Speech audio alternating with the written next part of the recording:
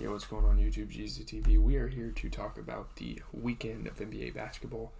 I wasn't at my studio Friday or Saturday. I'm here tonight, and all of the other NBA games for the weekend have wrapped up. So we're going to talk about not every game. I know I said I'd talk about every game at the beginning of the season, but I just want to go through some of the better games, like the highlight games that happened over the weekend. So starting on Friday, I think we can talk about the Knicks and the Wizards game.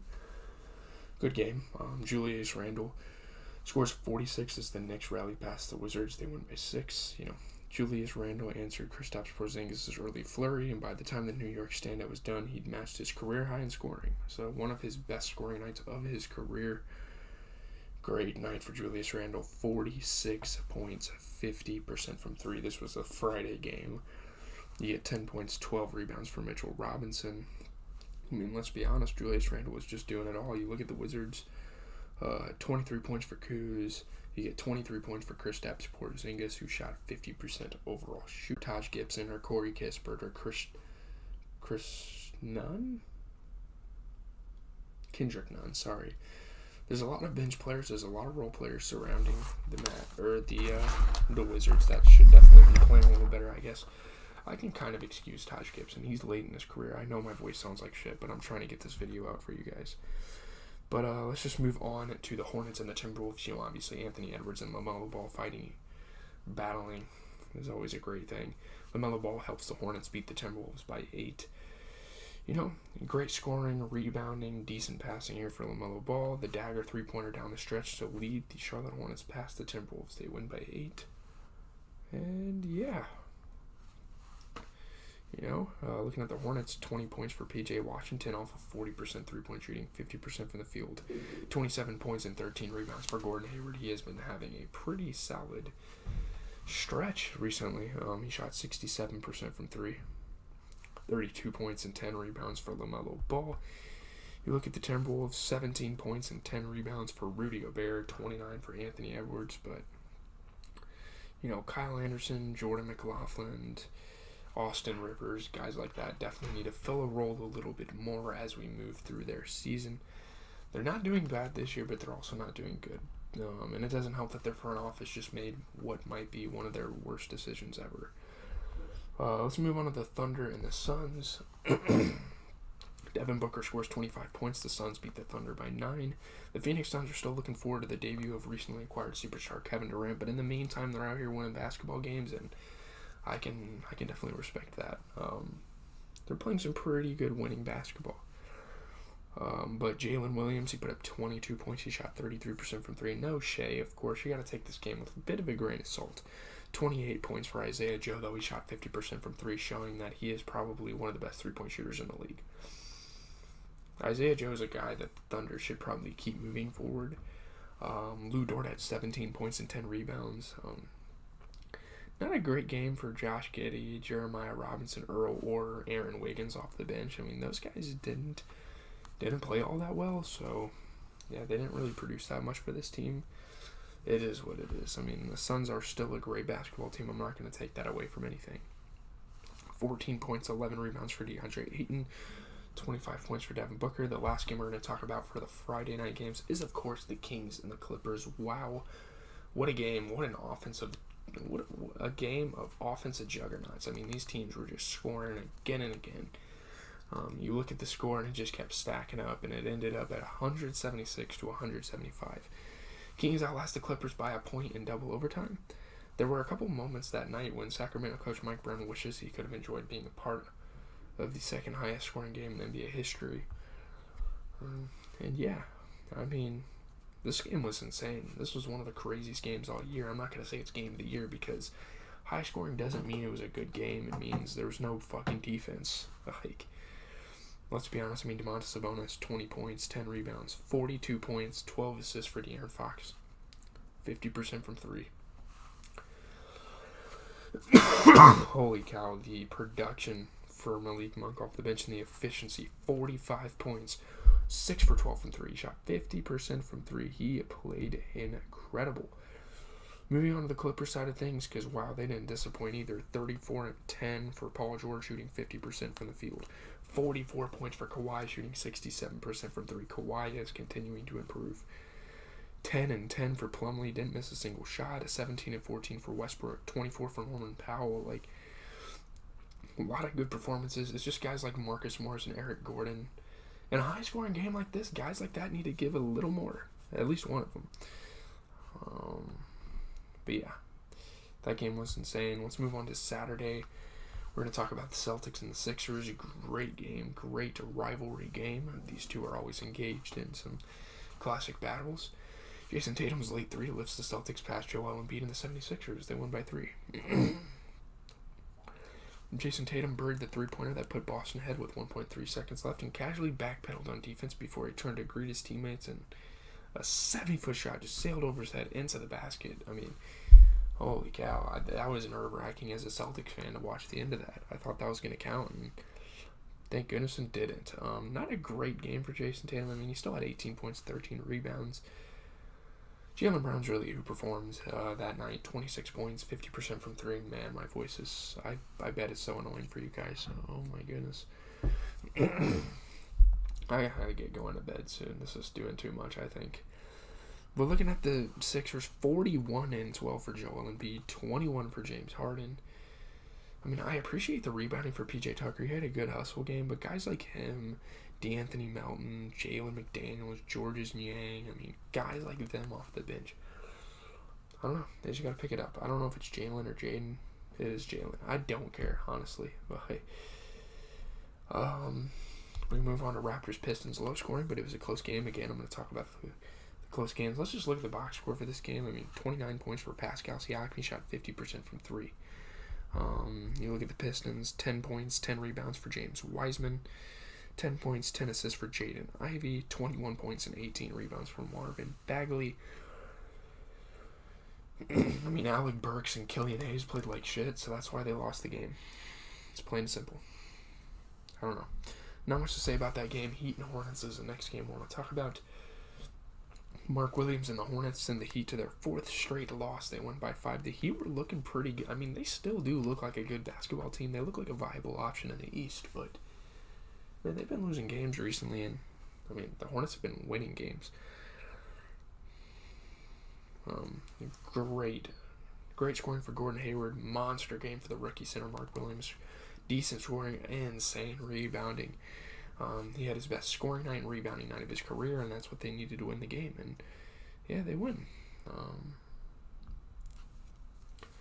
You look at the Heat. Kevin Love in his first game played pretty decent. I mean, 13 points, 13 rebounds, 33% from 3. Not much more you could ask from him. It's kind of crazy to see him in the starting lineup. Maybe not. I don't know.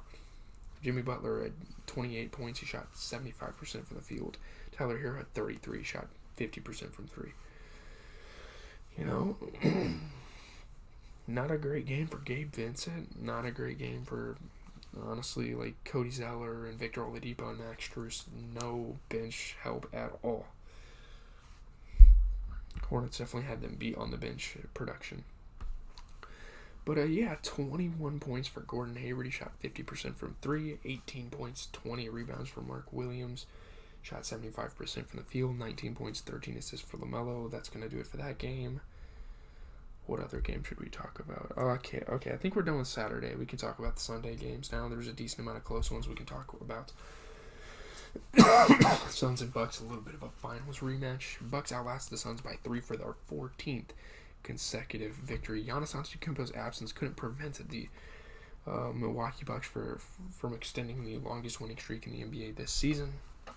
I still personally think, I know it's biased, I still think the Celtics are better, but what a run they've been on. The Bucks have been on. Looking at the Suns, 22 points and 11 rebounds for Ayton, 24 points for D-Book. I mean, Torrey Craig did good on the rebounding, but he definitely needs to be a better scoring option, as does Damian Lee off the bench. It is what it is. 22 points and 13 rebounds for Brook Lopez on the other side. You got a 33-point performance. Drew Holiday, taking that All-Star nomination with full stride. 11 points, 10 rebounds for Chris Middleton off the bench, continuing to be a pretty good six-man for this team. Nets Hawks. Trae Young's buzzer-beating jumper lifts the Hawks past the Nets by 2. Pretty good game here. These are two teams I actually kind of like, honestly. Waiting for just the right moment to launch his game-winning shot was no problem for Trae Young. He says he has been envisioning similar shots since he was a kid. People dream of making it to the NBA and making big shots, honestly. This was a good game, though. I mean, 27 points for Cam Johnson, off of 67% shooting. 24 points from Mikal Bridges, 33% three-point shooting, 50% from the field. 20 points for Spencer Dinwiddie, 22 points for Cam Thomas off the bench. He shot 33% from 3. Maybe if Nick Claxton would be a little better of a scoring option for them and get more opportunities down low, this team would be slightly better, but I don't know. I mean, he rebounded the ball very well, so. I mean, Trae Young put up 34. You get a 28-point performance for DeJounte Murray. You have a fantastic bench player in Bogdanovich going out for 22 and shooting very good splits. So, what more can you ask for out of that Hawks squad? Moving on, we're going to talk about the Lakers-Mavs game. LeBron and Kyrie matchup. It was the talk of the weekend. Anthony Davis leads a rally from 27 down as the Lakers beat the Mavs by 3. They were down by 27. Anthony Davis dunked a missed shot and screamed after giving the Los Angeles Lakers the lead for good with 2 minutes to go. And this is an Anthony Davis, a version of Anthony Davis that is playing with so much pride and so much passion for the game, and that's something we didn't see earlier this season when they were losing games. He's starting to actually give it to him. 30 and 15 off of 60% shooting. That's the prime Anthony Davis that we want on this Lakers team. Jared Vanderbilt played great as well. I mean, 15 points, 17 rebounds, didn't miss a single 3, 75% shooting. LeBron ended up with 26. On the Mavs side of things, 21 and 11 for Kyrie Irving, while Luka had 26 off of 50% three-point shooting. It's just the rest of the starters are just not playing very good. Justin Holiday, Reggie Bullock, Dwight Powell, and Frank Ntilikina off the bench. These guys need to step it up for the squad. In all honesty, I really like Austin Reeves getting in Josh Green's face to show him I'm not just this dude you can shove around the court. I really like that. I like that moment. That was a cool moment. We have 2 more games to talk about. We're going to talk about the Kings and the Thunder. Kings have had some good-ass games this weekend. De'Aaron Fox scores 33 as the Kings beat the Thunder for their 3rd straight win. They have been lighting the beam a lot recently. Sacramento Kings coach Mike Brown was worried his team might come out flat 2 days after one of the wildest games in NBA history, and they didn't. They beat the Thunder, who have been taking some tough losses. They have had a tough schedule recently. Domantas Sabonis, 14 and 15, didn't miss a single 3, 75% shooting. Not much more you can ask for. 20 points for Keegan Murray, good game for him. 33 for De'Aaron Fox, 33% three-point shooting as well. Holy shit. Moving on to the Thunder, Isaiah Joe. Can we just give this guy, start him over Lou Dort when Shea gets back and see how it goes? He put up 24. He shot 50% from 3. He is very consistent. Jalen Williams, the one with the Y, kind of underperformed. As did, Trey Mann off the bench. Those are 2 guys that need to put in a little more work for this squad, I think, moving forward. But let's talk about the final game I want to talk about for the weekend. Yeah, Dame put up 71, but that wasn't a good game. I'm not going to talk about it. Jokic just put up a 40-point triple-double. Again, it's a good performance, not a good game. I'm not going to talk about it. I can at least acknowledge it, but yeah. Timberwolves, Warriors, pretty good game here. Klay Thompson and the Warriors supporting Cavs. They hold off the Timberwolves. So close to a playoff spot in the clogged-up Western Conference standings. This one meant so much for Coach Steve Kerr's undermanned Golden State Warriors for many reasons, and they're starting to make a comeback to the season. I think they're in a good spot right now. I think the Warriors are in a good spot. If you're a Warriors fan, there's no reason you shouldn't be optimistic, especially not having Curry in them winning games against a decent enough Timberwolves team. Naz Reid, though, 30 points, got to give him credit. He played great, but there were some pretty bad performances. Mike Conley, Austin Rivers, Jordan McLaughlin. This team might have the worst guard play in the NBA. Besides Anthony Edwards, all their other guards. Nickeil Alexander-Walker can play decent every now and then, but overall, it's just so embarrassing how bad their big man court or their guard play is. Kevin Looney, 12 and 17. He shot 67% from the field. You get a 32-point performance for Klay Thompson. Klay Thompson was wild in this weekend. He was playing great. 21 points for Donte DiVincenzo. Pretty big game for him. That's awesome. But, yeah, I don't really have anything else to talk about. My voice is very quaky. I need to get going to bed and watch some YouTube to fall asleep because, my goodness, I feel like shit. I need to get a good night's rest. I think I'll feel better tomorrow. Tomorrow, just one video, guys, the NBA recap. We're going to watch Better Call Saul, an episode of that tomorrow. So, yeah, be on the lookout for a review coming on Tuesday. But leave a like, comment, subscribe. As always, it has been GZTV giving you guys the best NBA content out there. Obviously, there's some great NBA YouTubers. Like, shout out to Kenny Beecham. Shout out to Chilltown Hoops. Those are my guys. But, yeah, man, I'm out. That was the weekend in NBA summed up for you guys. If you guys like this video,